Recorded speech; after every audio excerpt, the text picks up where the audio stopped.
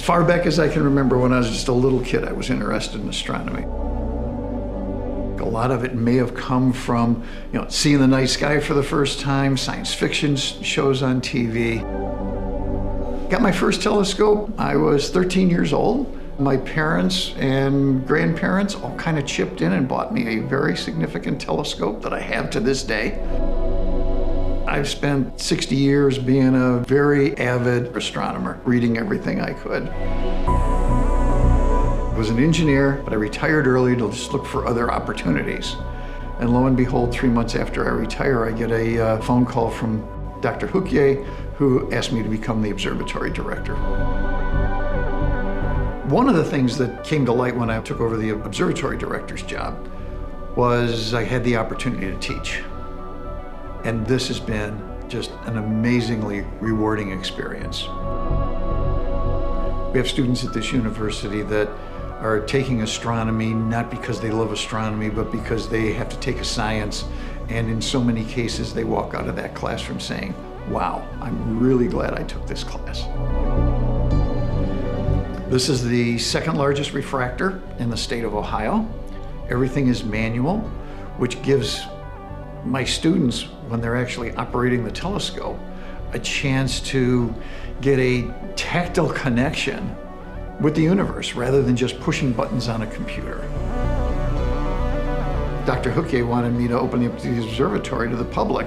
From my experience with weather in Cleveland and working with the other astronomical associations, we needed a secondary reason for people to come. And so we decided to put on a lecture. And so people could come to the lecture before and then go to the observatory. I thought it was fantastic.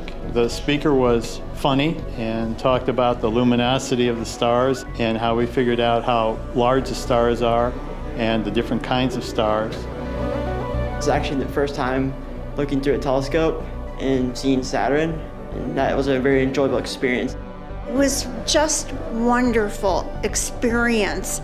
I was so excited just to look through the telescopes. It was just so well done. The evening has really turned out to be kind of a family affair. We've had people bring young children. That's why we have the coloring sheets and the word puzzles, those sorts of things to keep everyone occupied. But the lectures are intended for general audiences. And so even if you're not well-versed in astronomy or physics, you will understand what's going on because the speakers spend a lot of time trying to make sure that people that don't have a science background can appreciate what's going on here. Every time we have an open house, and particularly when we're looking at the moon or looking at Saturn, it's always a thrill when people look in that telescope and they just go, oh wow. A number of years ago, an elderly woman who could barely make it up the stairs said that looking through a telescope was going to be on her bucket list. And so we moved the telescope to a couple of different things, and I always save Saturn till last. And she looked at Saturn, she stepped down off the step stool, and she started to cry and give me a hug.